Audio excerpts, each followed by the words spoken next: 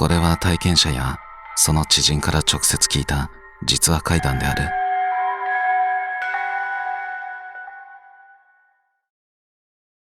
たたられてるという S さんの一族。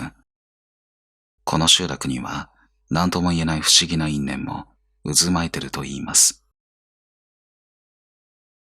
S さんが幼い頃、3名もの子供が亡くなった恐ろしい事件の話をお聞きください。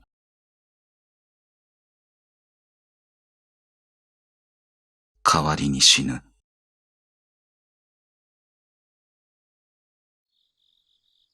私の一族は、長女は大人になる前に死ぬ、あるいは座敷牢に入れなければならないほど精神を病んでしまう、などと言い伝えられていました。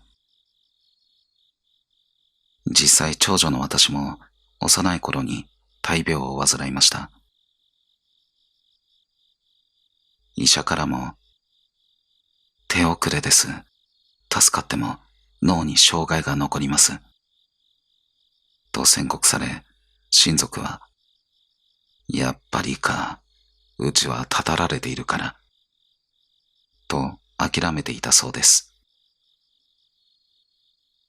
ですが、私は運よく、後遺症もなく、生き延びることができたのです。その時、檀家のお寺の徳の高いお坊さんに私を見せたところ、こう言われました。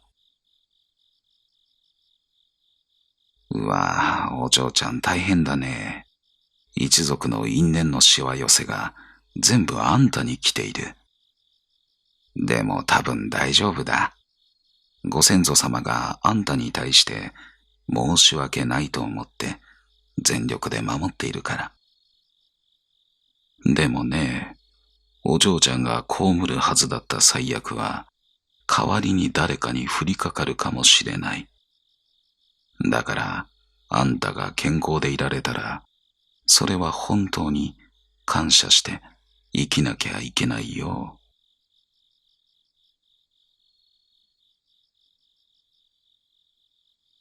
その言葉の意味を実感する出来事が小学生の時に起きました。私が通っていた小学校は松林に囲まれていて、そこを抜けたらすぐ海があります。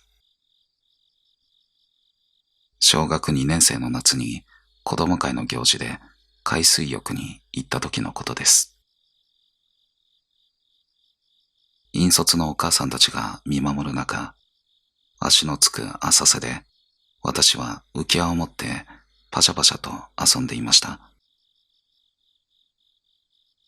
突然、下から足を引っ張られるような感覚に襲われたんです。海水が縦に渦を巻いていて、私は浮き輪からスポッと抜け落ちてしまったようでした。その場で立つことさえできれば息ができるのに、上からどんどん水が自分に乗ってきて顔が出せません。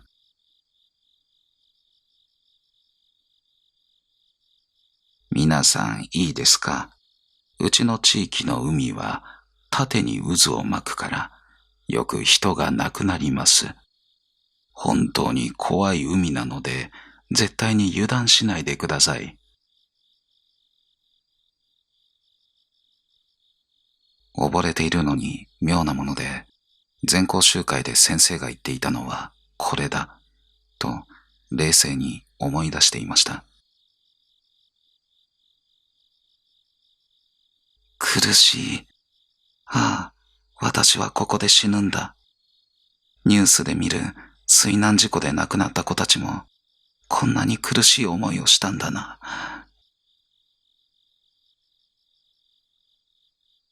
もうダメだと思いましたが、死ぬ前に空気を吸いたい。一度でいいから。と必死でもがきました。そして火事場のバカ力のようなものでガバッと水面に出た瞬間、引率に来ていた一人のお母さんと目が合ったんです。そのまま私は再び沈み、意識を失いました。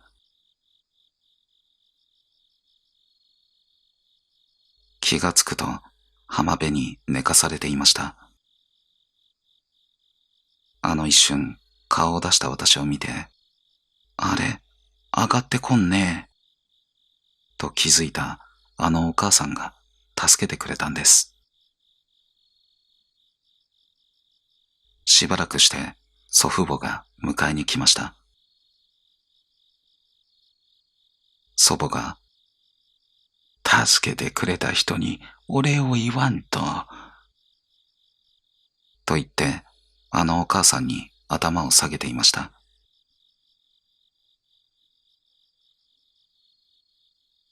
私はその夜のことをよく覚えています。親族会議のようなものがあったんですが、私が助かったことを手放しで喜ぶ雰囲気ではなかったんです。一応口では良かったとは言っているものの、重苦しい空気で、感謝せないかんぞ、気をつけな、と父に言われ、私はただ、わかった、としか言えませんでした。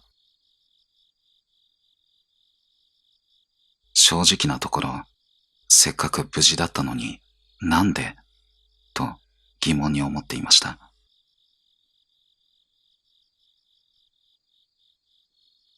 それから2年の時が流れ、私が小学校4年生の時のことです。まだ海開きもしていない6月の終わり。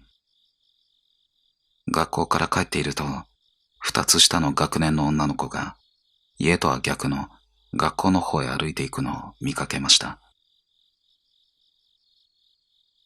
忘れ物かなと思いましたが、その夜、村の有線放送が流れました。A ちゃんと B ちゃんの2人が家に帰っていません。心当たりのある方は連絡をしてください。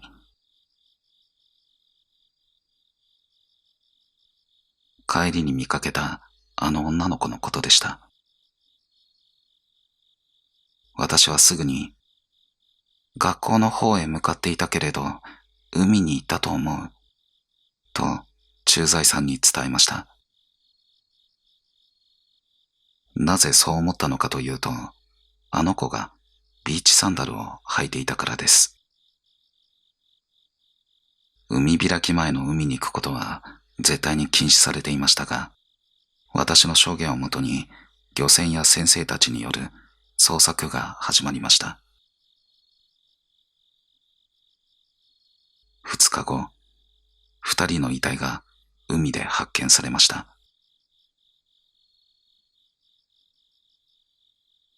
悲しみに暮れる中、古い集落ですので、お葬式は自宅で行われました。同じ日に2つの家で告別式があり、私たち児童は二手に分かれて参列することになりました。私が行ったのは A ちゃんの家の方です。先生が焼香をしてくれて、私たち生徒は庭で待たせていただいていました。そして出棺の時、遺族が庭まで出てきます。位牌を持って泣いている女性を見て、私は凍りつきました。それは2年前に溺れかけた私を見つけ、助けてくれたあのお母さんだったんです。私は昔死にかけた時、お坊さんからこう言われています。お嬢ちゃんが被るはずだった災厄は、代わりに誰かに降りかかるかもしれないよ。彼女たちが亡くなっていた場所の近くには、脱ぎ捨てられた T シャツが2枚あったそうです。それは私がかつて溺れ死ぬはずだった場所の目の前でした。私の代わりに亡くなったのかもしれない。そう思えてなりませんでした。この地域には死のノルマのようなものがあるのかもしれません。生贄ではないですが、運よく助かったとしても、その数は集落の中で必ずどこかで合わせられる。私が助かった時、家族が素直に喜べなかった理由もそこにありました。私が助かったことで誰かが代わりに死ぬことになると家族が思っていたからです。そして実際、恩人の娘さんが亡くなりました。しかし、悲劇はこれで終わりませんでした。この痛ましい事件の後、学校でプールの授業が始まりました。私はその時教室にいて、授業も聞かず、窓から一学年下のプールの授業を眺めていました。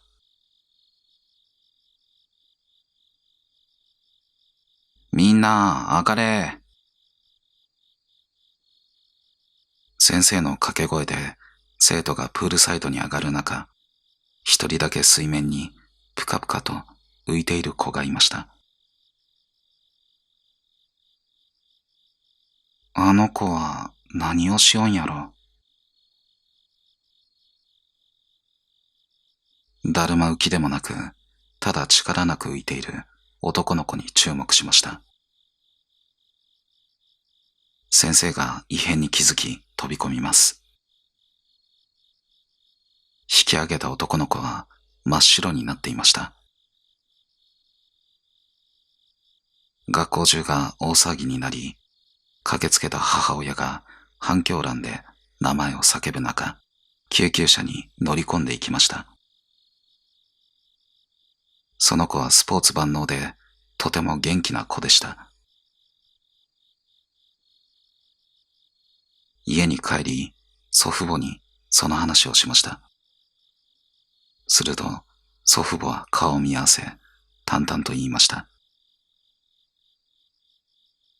その子は多分助からんよ。それは D ちゃんの代わりかもしれんね。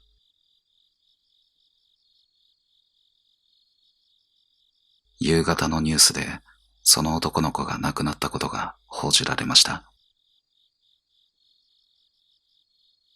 祖父母の言う D ちゃんとは、海で亡くなった B ちゃんのいとこにあたる女の子です。実はあの事件で亡くなったのは二人でしたが、当時 D ちゃんが泣きながらこう話していたのです。実は三人で海に行ったの。でも私は服を脱ぎたくなくて泳がなかった。二人が溺れ始めたから慌てて駐在所に助けを呼びに行こうとしたけど、海開き前に泳ぐと怒られると思って怖くなってそのまま家に帰っちゃったの。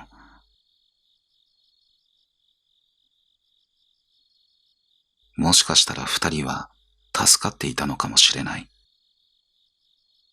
D ちゃんが見殺しにしたと噂になり、彼女は転校していきました。本来、海で死ぬはずだったのは三人。生き残った D ちゃんの代わりとして、その男の子が連れて行かれたのだと、祖父母は言っていたのです。私は父にこう言われて育ってきました。お前はあの時、一歳で死んでいてもおかしくなかったんだから、家のために生きなくていい。結婚して子供を産まなきゃいけないとか、そんなことは考えなくていい。お前たちの代で、この家は終わっても構わない。実際、私はそういう生き方を選択させてもらっています。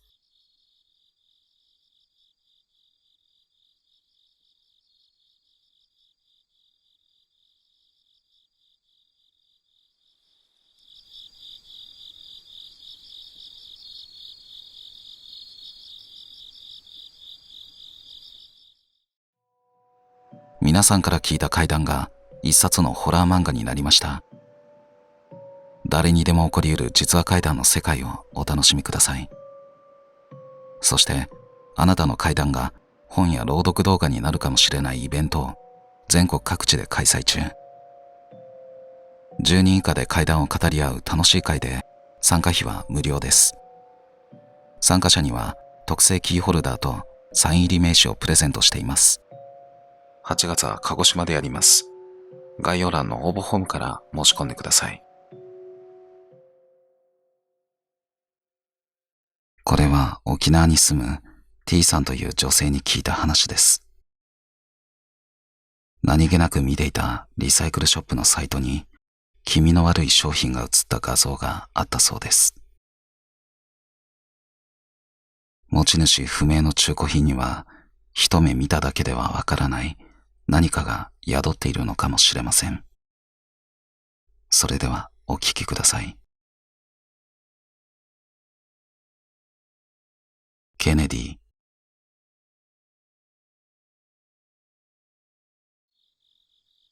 私が離婚して子供たちと新しいアパートへ引っ越した今から10年ほど前の話です。新しい生活を始めるにあたり、ダイニングテーブルセットが欲しかったんですが、当時はあまり経済的な余裕がなく、新品を買うのはためらわれました。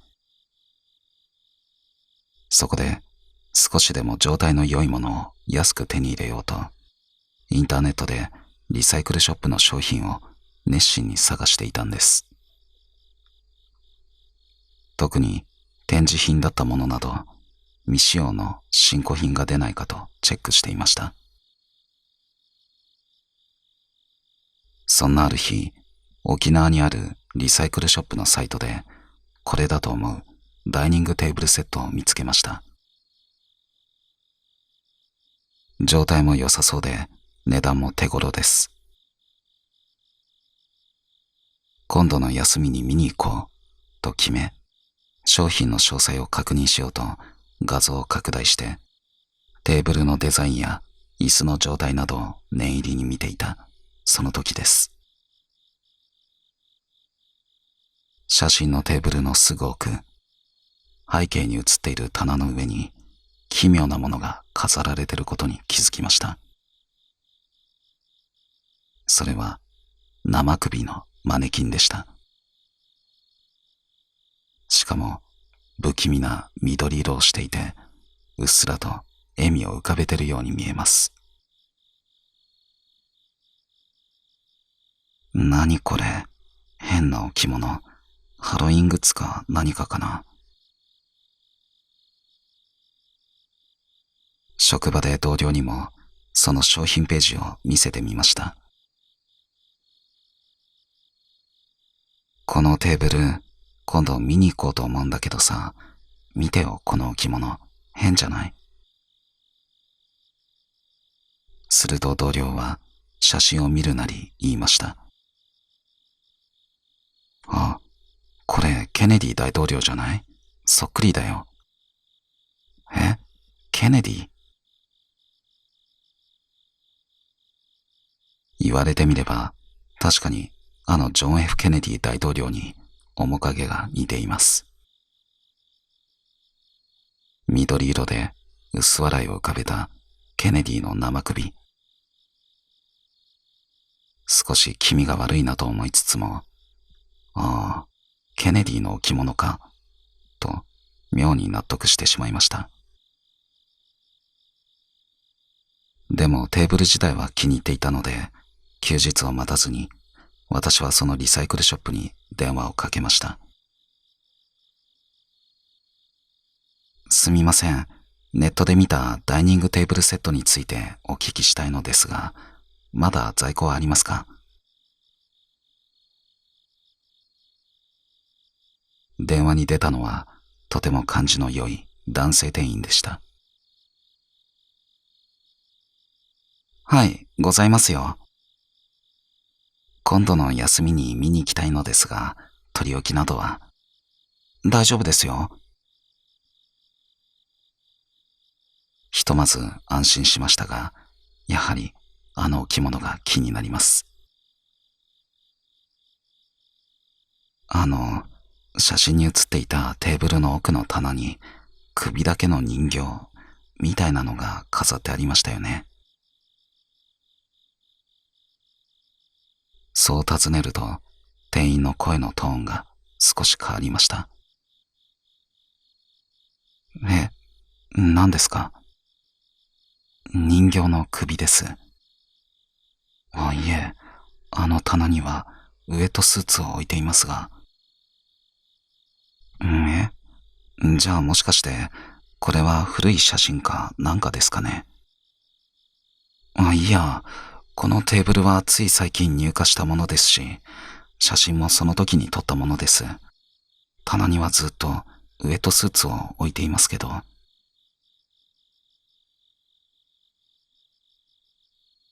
明らかに、この人何を言ってるんだろう、と、いぶかしむような声色でした。じゃあ、そちらでもう一度画像を確認してみてください。私も後でまたかけ直しますので。そう言って、私は一旦電話を切りました。なんだか話が噛み合わず、もやもやしました。そこでしばらくしてもう一度、先ほどの写真を確認した時でした。あの写真がサイトから削除されていたんです。慌ててショップに電話をかけ直しましたが、何度かけても私からの電話には出てくれませんでした。結局、あまりの不気味さに、私はそのリサイクルショップへ行くのをやめました。最初はスクリーンショットを撮ってあったんですが、それも怖くなってすぐに消してしまいました。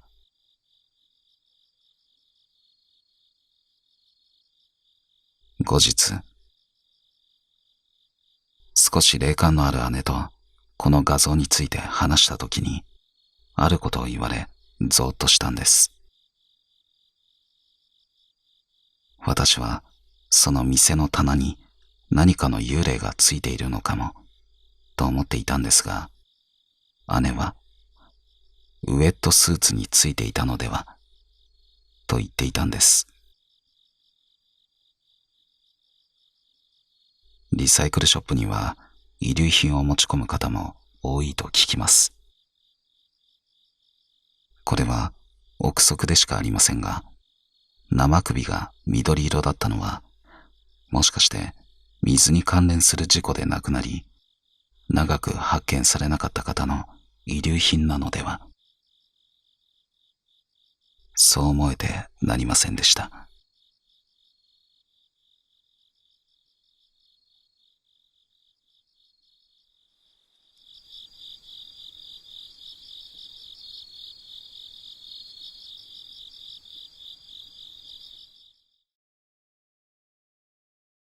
N さんはバーを経営していますが、SNS は一切やっていないと言います。それどころか固定電話すら引いていないそうです。そうせざるを得なかったという怖い理由をお聞きください。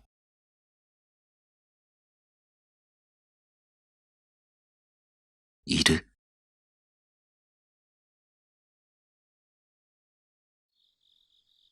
私の店は川の真裏にあります。店と川の間は本当にわずか1メーターほどしかありません。壁一枚隔てたすぐ裏が濁った川なんです。ある日の早朝6時頃のことでした。まだ店にいた私は、外がやけに騒がしいことに気づきました。飛び込み飛び込み隣のお弁当屋のご夫婦が、ケスを変えて騒いでいます。誰かが川に飛び込んだんです。不謹慎だとは思いつつも、私は裏口のドアを少し開けて、川を覗き込みました。人が飛び込んだ直後だったんでしょう。水面から、ブーブーブーと、あぶくが湧き上がっていました。おそらく、衣服に含まれていた空気が抜けてきているんだと思います。ああ、これはもうダメだろうな。ある程度水かさがある川を見つめながら、そう直感しました。しばらくすると、警察やレスキュー隊が到着し、橋には規制線が張られ、野じ馬も集まってきて、辺りは騒然となりました。ダイバーたちが慎重に川に入って捜索を始めます。その川に架かる小さな橋に、ふと目をやった時のことです。規制線の中、関係者しか入れないエリアに一人、おばちゃんが立っていました。川の一点を指さして必死に何かを叫んでいます。でも叫んでいるのに全く声が聞こえません。口を大きく動かし、鬼気迫る形相で、ここと顔も指さして激しく訴えています。指さしていたのはさっきあぶくが出ていた場所です。変だな。周りには警察官もレスキュー隊もたくさんいます。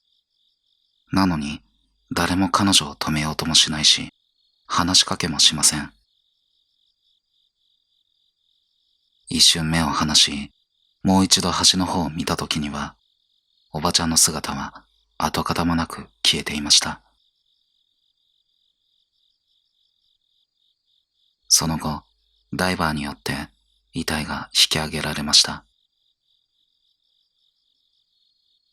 ブルーシートで隠しながら作業されていたので、見えてはいませんが、遺体が見つかったのは、ほぼ、あのおばちゃんが指さしていた場所だったそうです。川のヘドロの中で、縦に突き刺さるようにして、亡くなっていたといいます。この現場は、私の店から目と鼻の先です。後日、橋のたもとの草むらに、何月何日、ここで亡くなられた方がいらっしゃいます。という札とお花が備えられていました。私も商売をしている身ですし、こんなに近くで亡くなったわけですから、無視するのも気が引けます。成仏してくださいね。そう念じて、そこにお線香とお花を手向けました。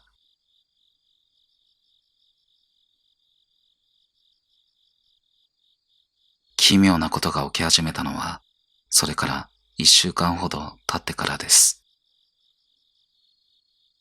当時店の宣伝のため、ツイッターをやっていたんですが、そこにダイレクトメッセージが届くようになりました。たった一言、短文のメッセージです。いる？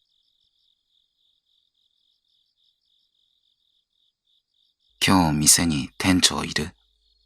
という常連さんからの確認だと思い、アイコンや名前を確認した私は凍りつきました。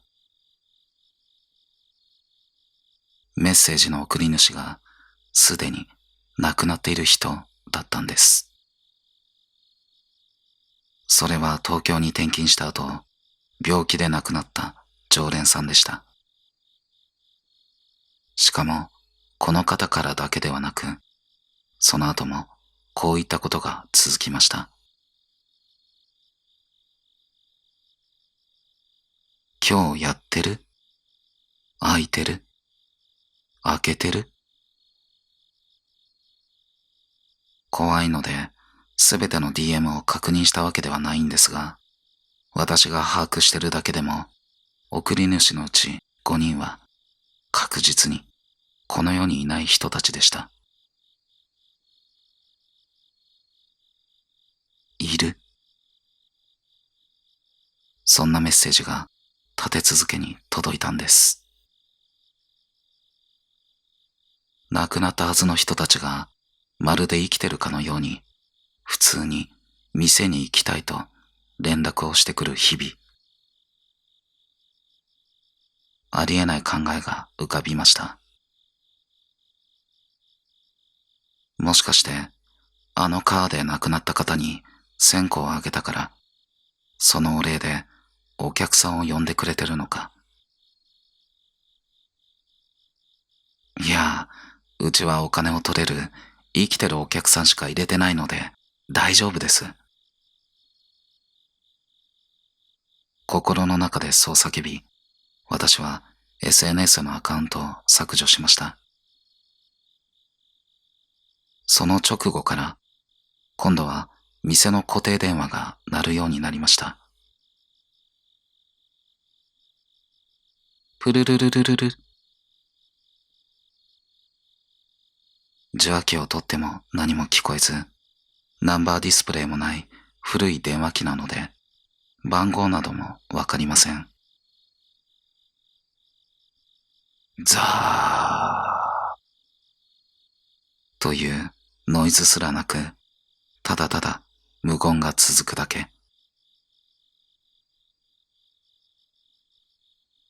もしもし、もしもーし、もしもし、喋れよ。恐怖を紛らわせるために怒鳴っても返事はありません。そんな無言電話が毎日閉店間際になると2件ほどかかってくるようになったんです。それが1ヶ月ほど続き、私はとうとう店の固定電話も解約しました。電話番号もないし、SNS もやってない。だからうちの店って暇なんですかね。ってそれは関係ないのかな。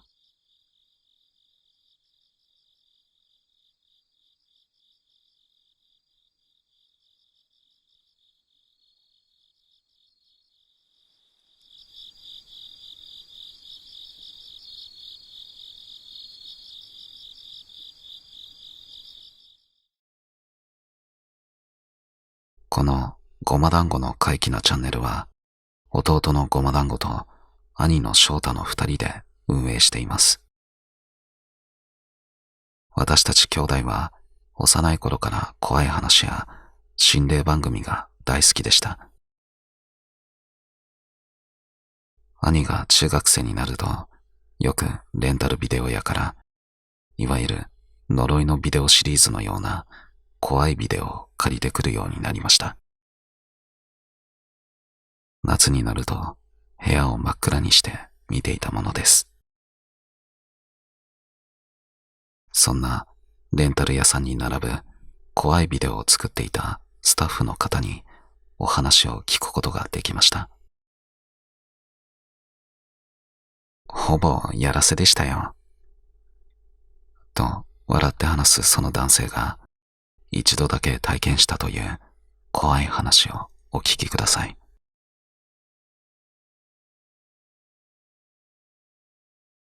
呪いのビデオ撮影中。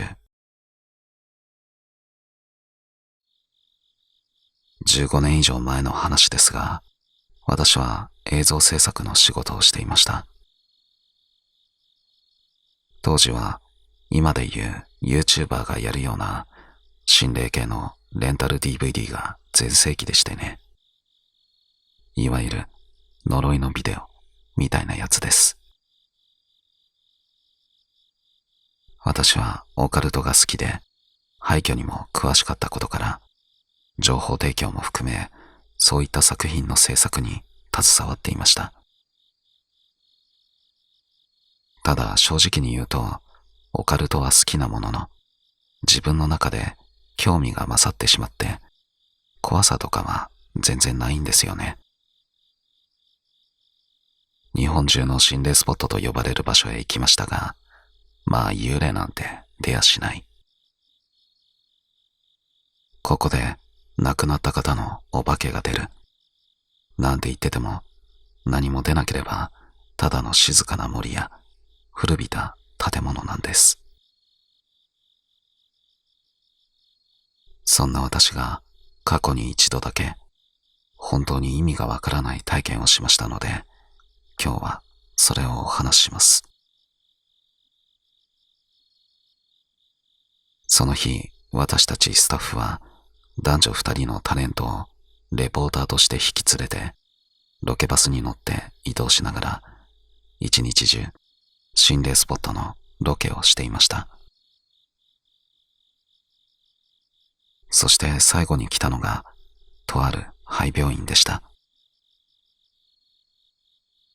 昭和30年代まで隔離病棟として使われていたという山の斜面に立つ木造の掘っ立て小屋のような場所です。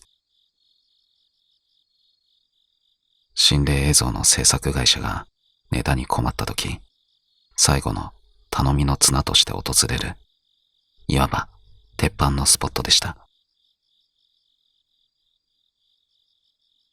到着したのは深夜2時前。今では考えられませんが、当時は土地の所有者に許可を取らずに撮影していたので、まずはスタッフが中に入り、定点カメラを設置しながら最低限の確認をしていきました。そもそも建物は大丈夫か、蜂の巣など物理的に危ないものはないか、危険人物はいないかなどです。隔離病棟の中に入ると、ちょっとした診察室と調理室や薬の置いてある部屋がありました。階段を上がると2階は入院するための5部屋。そして一番奥に大部屋があったのを覚えています。そしてすべての部屋の扉をスタッフで閉めてから出てきました。タレントに一部屋一部屋開けてもらって、そのリアクションを撮りたかったからです。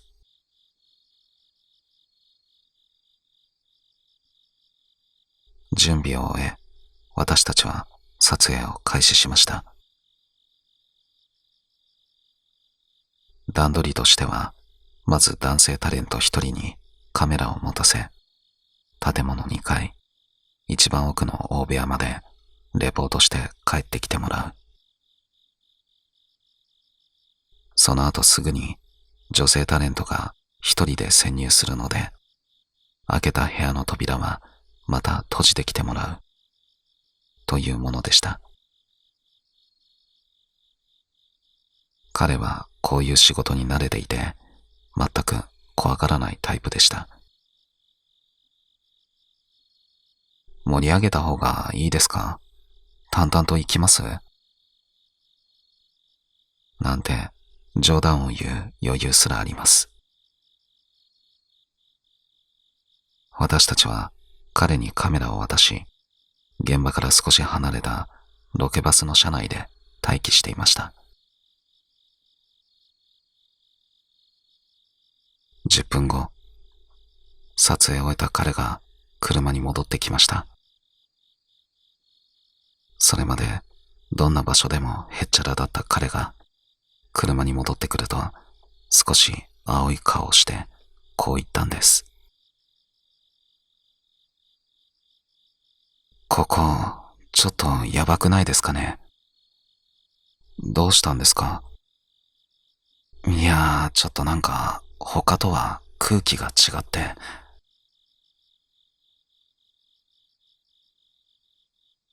彼の言葉を聞いて、次に一人で行くはずだった女性タレントが完全におじけづいています。私、行きたくない。そんなの聞いてない。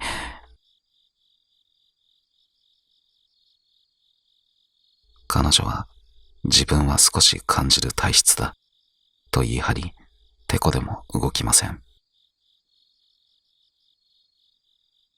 スタッフも疲弊し、夜が明けるまで刻一刻と過ぎていきます。仕方なく私たちは、わかった、じゃあ全員で一緒に行こう。と彼女をなだめ、再び隔離病棟へと向かいました。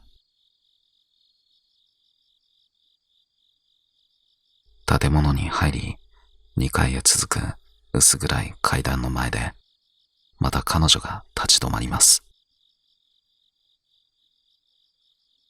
やっぱり、この先はいけない。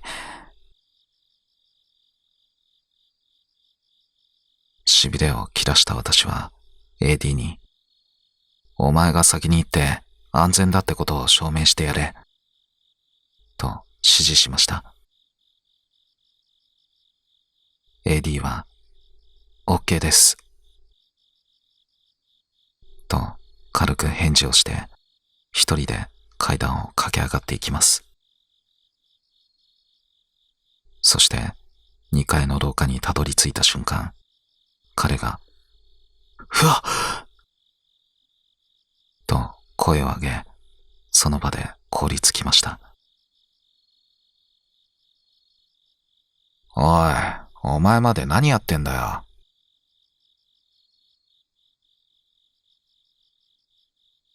苛立ちながら、私もカメラを持って階段を上がると、言葉を失いました。5部屋の個室と一番奥の大部屋、すべての扉が開いていたんです。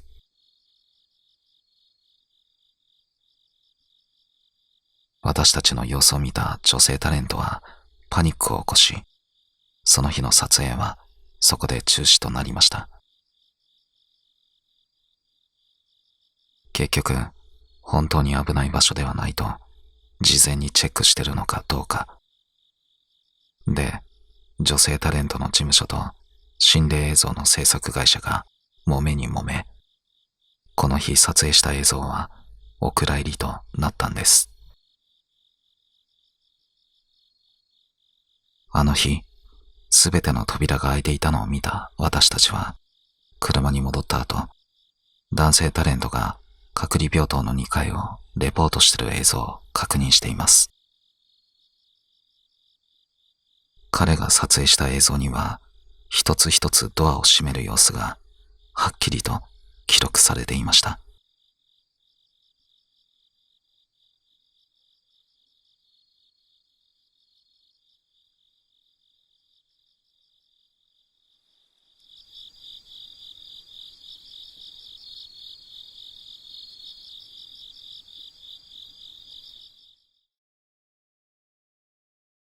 愛さんが高校生の頃、地元で有名だった廃病棟に行った時の話をお聞きください。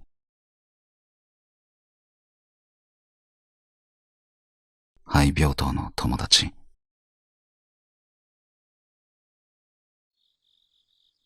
私が昔住んでいた家の近所にかなり大きな病院がありました。でも、立派な新病棟のすぐ裏手には、昔使われていたであろう木造の旧病棟が、まるで忘れ去られたかのように、ひっそりと立っていたんです。その旧病棟の真ん中には、場違いなほど太いコンクリート製の煙突がそびえ立っていました。あの煙突、なんだろう。昔から疑問には思っていたものの、ある日、ふと、葬儀場にある煙突に似てるな。と嫌な考えが頭をよぎりました。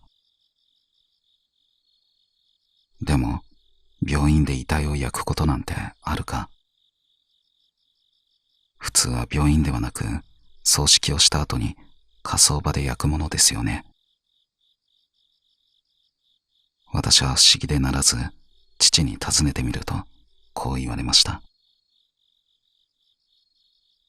あそこはもともと結核患者のための療養所だったんだよ。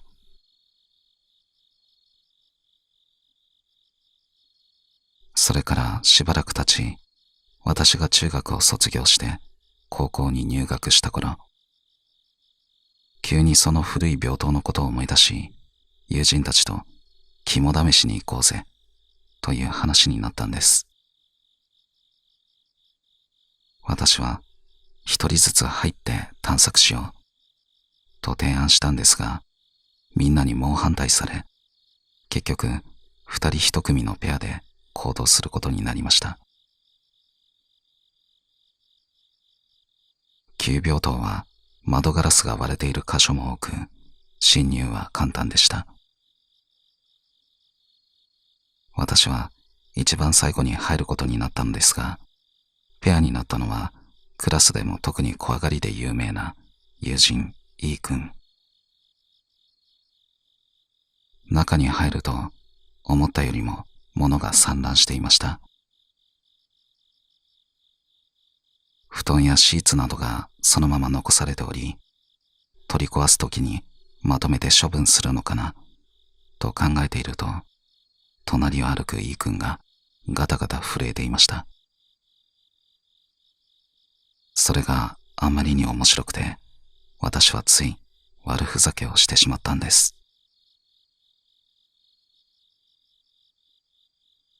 うわっ！小さな声で脅かすだけで、E 君が、ひっと飛び上がって驚きます。今考えると申し訳ないんですが、その時は楽しくて何度も脅かしながら進んでいきました。この旧病棟は平屋建てで、真上から見るとひらがなのくの字の形をしています。建物は端から長い廊下が続いていて、廊下の両脇に病室がずらっと並んでいる構造でした。私たちはその廊下を奥へ奥へと進んでいきました。そしてくの字のちょうど角にあたる部分で奇妙なものを見つけたんです。それは下へと続く短い階段でした。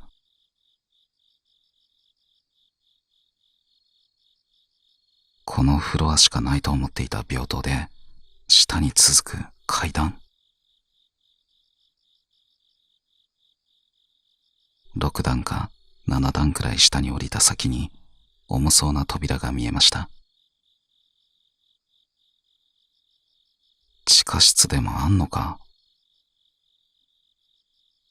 まるで、ここを見てくれ、と言わんばかりのその階段に、私は強く惹かれました。行ってみようぜ。E 君に声をかけると、血相を変えて私の腕をつかみました。あかん、絶対あかんって、ここは行ったらやばい。普段おとなしい彼が見たこともないような剣幕で私を止めようとします。でも、その必死な様子が逆に私の好奇心を煽ってしまいました。何言ってんだよ、大丈夫だって。私は E 君の手を振り払い、躊躇なくその扉を開けました。その瞬間、ひどく湿気っぽく、ひやりとした空気が肌を刺したのです。でも中は何の変哲もない長方形の部屋になっていました。部屋の隅には人を乗せて運ぶための担架のようなものが一つポツンと置かれています。そして部屋の一番奥にもう一つ扉が見えたんです。あっちも見てみようぜ。奥の扉に近づき、ドアノブを回しました。なんだ、開かないじゃん。残念ながら鍵がかかっていて開きませんでした。諦めて振り返ると、イー君がふてくされた様子で立っています。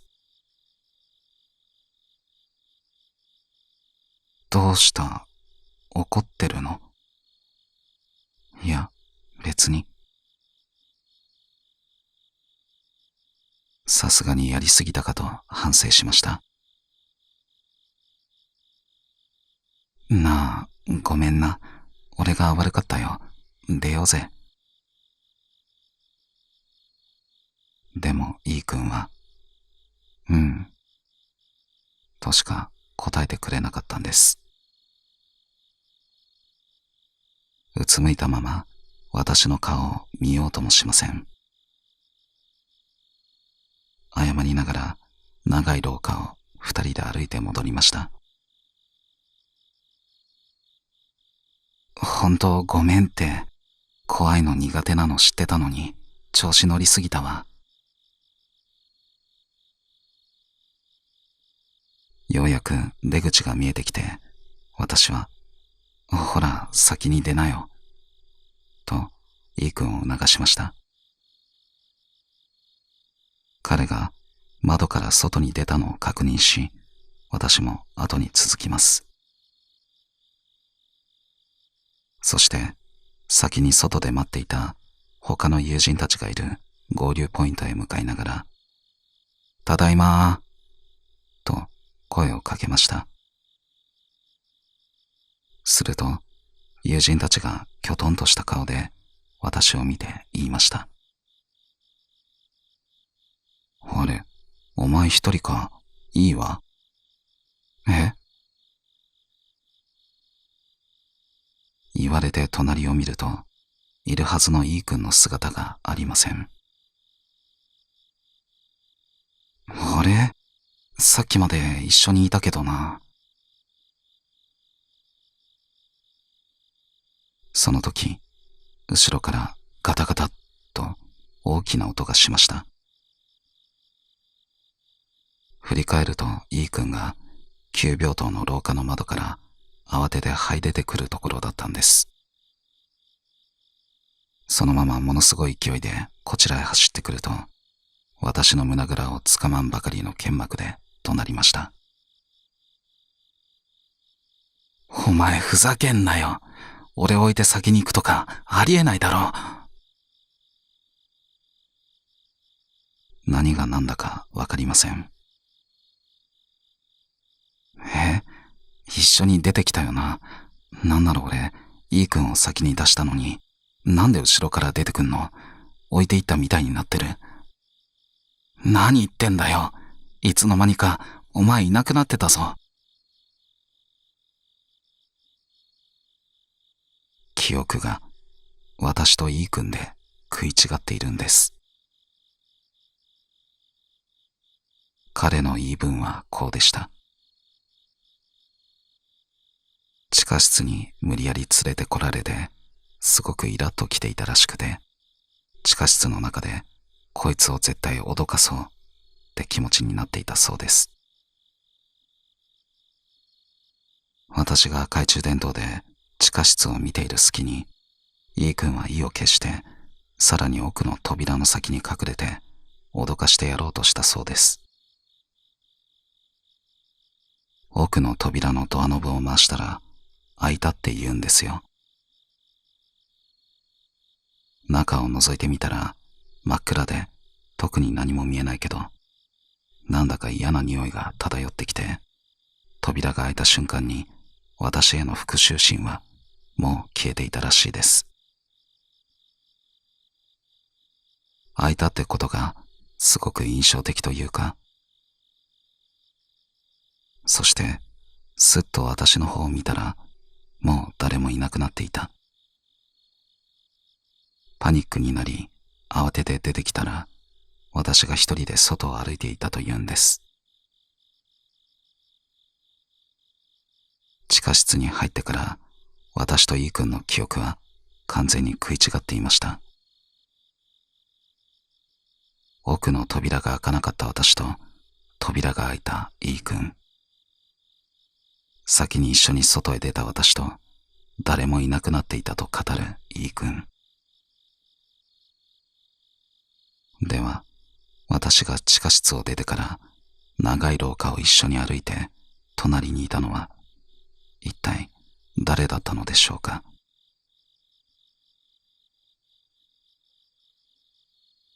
その後、あの急病棟は取り壊されてしまい、今はだだっ広い駐車場になっています。以前、一度そこを通ったことがあるんですけど、砂利だけになっていました。地下室があった場所も、おそらく埋め立てられているはずです。そういう土地ってやっぱり駐車場になるんですね。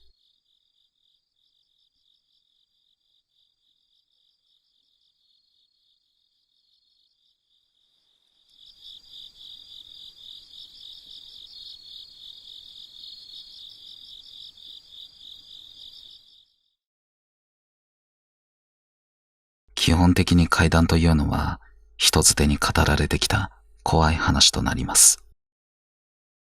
その地域でのみ話されている怪談は文章にでもならない限り長い年月を経て消えていってしまうものなのかもしれません。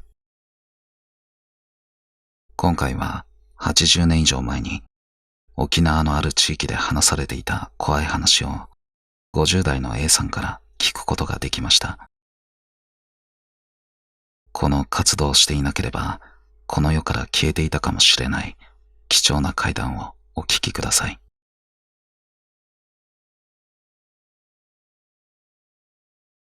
鈴の音。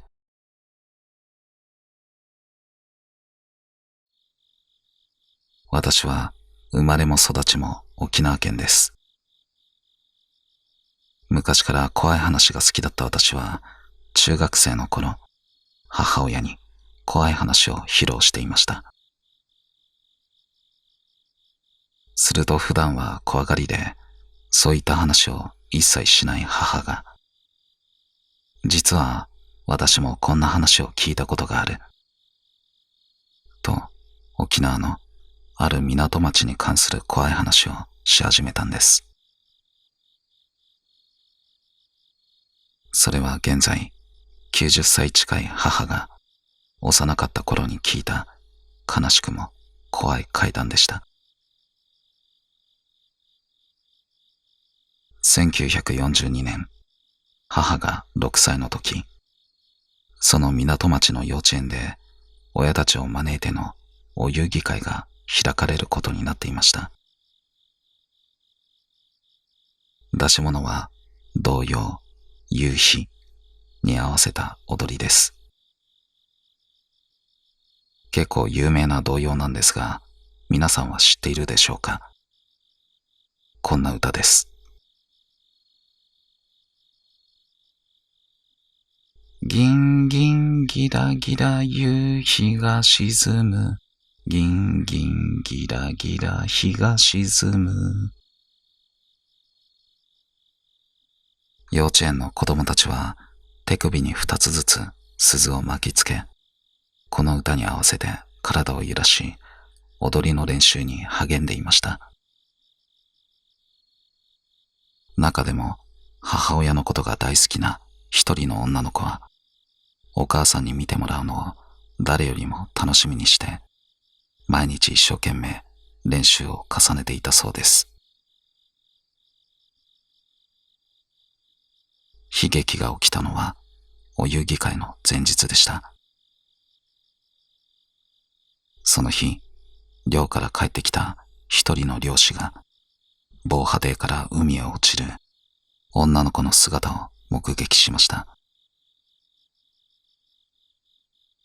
彼は急いで船を寄せ、女の子を海から引き上げ、病院へ運んだものの、その日の夜遅く、彼女は溺死という形で静かに息を引き取ったんです。でも、翌日のお遊戯会は予定通り行われました。あまりに衝撃的な出来事だったため、大人たちは他の園児たちに女の子の死を伏せておくことに決めたんです。子供たちは彼女が風邪でもひいて休んだんだろうくらいにしか思っていませんでした。子供たちはいつものように元気に夕日を歌い、手首の鈴をシャンシャンと鳴らしながら可愛らしい踊りを披露し、お遊戯会は何事もなく終わりました。それから1ヶ月ほどが経った頃、ある噂が町に広まり始めたんです。夕方になると、女の子が落ちたあの港から鈴の音が聞こえてくる。町の人々はすぐに察しました。お母さんにお遊戯を見せられなかったあの子だ。たった一人、夕暮れの防波堤で誰に見せるでもなく、来る日も来る日も踊りの練習を続けてるに違いない。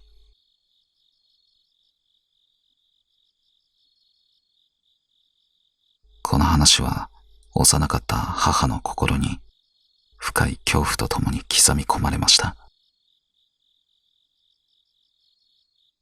私が高校生の頃、夜に母と話してるとき、この話になったことがあります。そういえば前にあの港町の怪談を聞かせてくれたよね。母はただ静かにうなずきました。そこで私は母を怖がらせようと冗談のつもりで歌ってしまったんです。ギンギンギラギラ、その歌はやめて。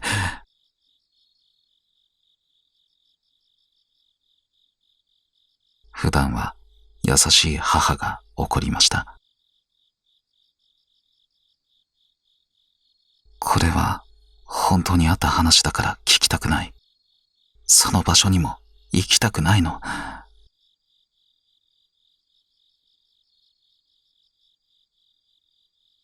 母は童謡が大好きなんですが、この夕日の歌だけは二度と口ずさむことはありません。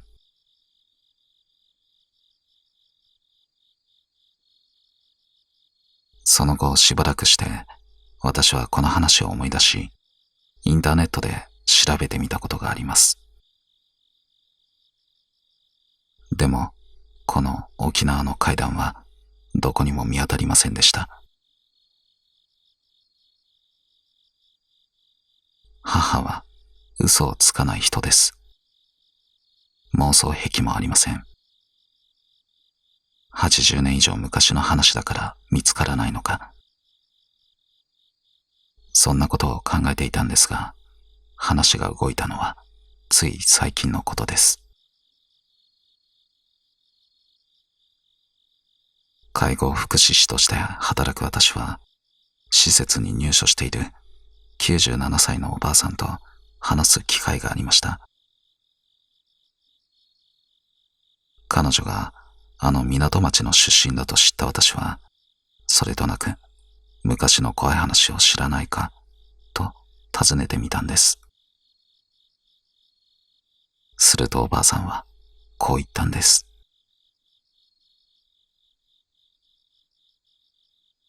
ああ、私が中学生の時に幼稚園生が海に落ちて亡くなったの。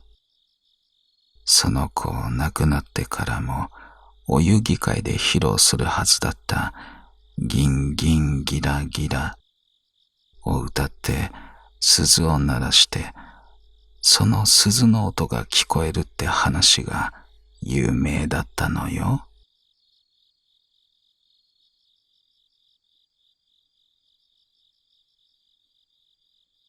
母からしか聞いたことのなかったネットにも載っていない地域の怖い話。それは確かにこの地域に存在した怪談だったんです。